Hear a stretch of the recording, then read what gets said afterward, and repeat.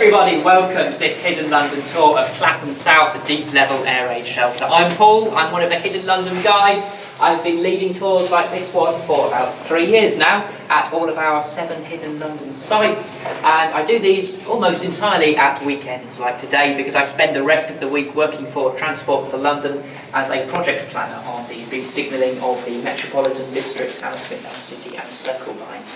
And I love coming back and doing these tours at weekends because I get to see places here that are not only normally closed to the public like yourselves, but are normally off limits to members of Transport for London staff like myself as well. So it's wonderful to get a sneak peek at some of these hidden bits of our transport infrastructure, other abandoned bits of London.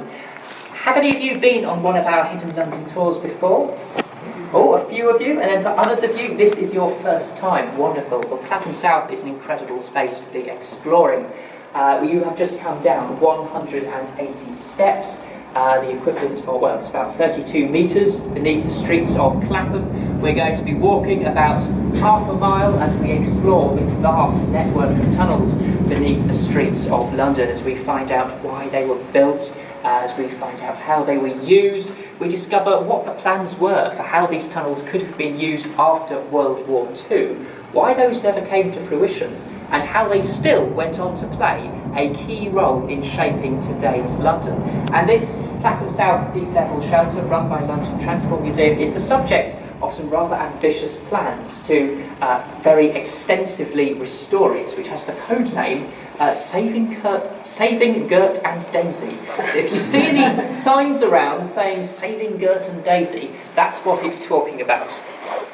Now, for somebody like myself, born long after the end of World War II, these sort of concrete, huge tunnels curving away into the distance, lined with beds, look almost like something out of some dystopian sci-fi movie, but they aren't from fiction, they aren't from some imagined future, they are a very real part of London's history.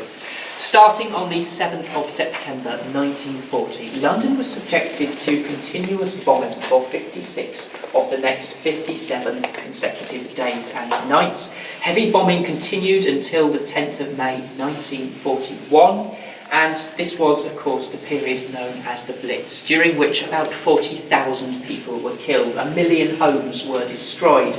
The government distributed Anderson and Morrison domestic air raid shelters for people to protect themselves with, but they were understandably reluctant to entrust their lives to these rather flimsy shelters. An Anderson shelter was basically a tin shed in your back garden, a Morrison shelter a sort of steel dining room table, and a lot of Londoners didn't have the space for these structures anyway, so instead, by their hundreds of thousands, the people of London took to sleeping on the platforms of London's underground railway stations. At first, they had to do so against official orders from the government, who were reluctant to let people sleep on tube station platforms, partly because a tube station was simply not equipped to cope with the sanitary needs of thousands of people sleeping there night after night.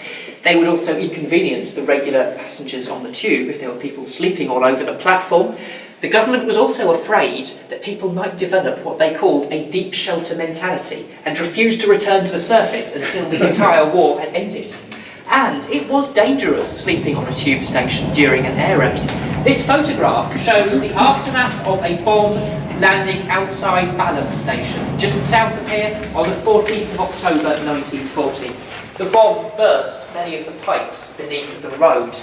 Sewage and water flooded onto the station platforms, drowning nearly 70 people who were sleeping there.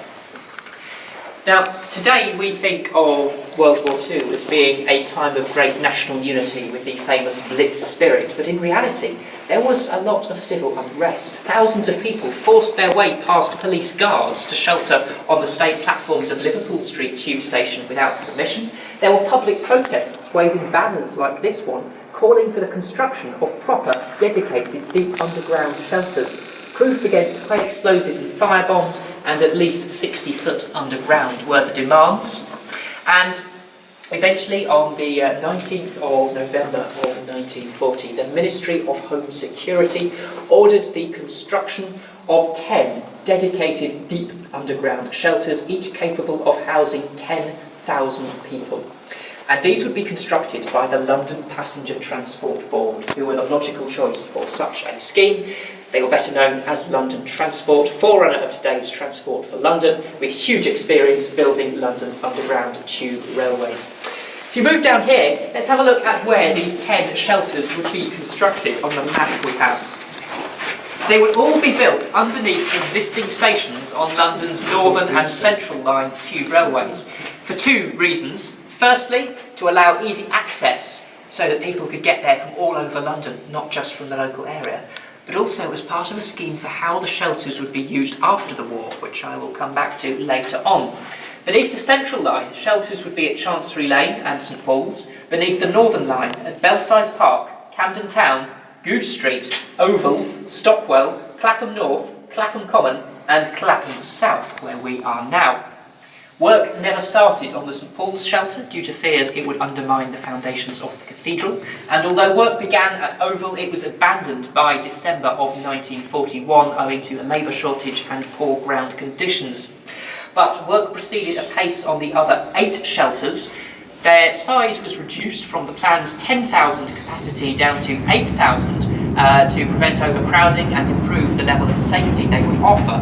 But these are nonetheless absolutely vast structures. Here at Clapham there is about 1 mile of tunnels. So as we continue to explore it over the rest of the tour, please do remain with the group. We don't want to have to send out search parties for anyone who has gone missing.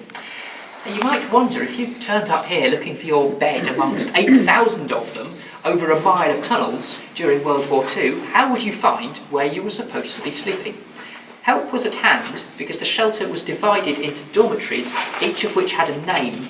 Those names ran in alphabetical order, and you can see some of the signs pointing towards them on the walls around us. And people would have tickets with codes telling them where to go. So if I could ask you to give me a letter in the first half of the alphabet, please. F. F, excellent. And if you can give me a number under 500, please. 260. So if you had ticket F 260, you would be going to Fremantle Dormitory, bed number 260. However, if you turned up looking a little ill, you would first of all have to be checked out at the medical post. And I think I heard a few sniffles as you lot were coming down the stairs, so we're going to go and make sure everyone is fit to continue.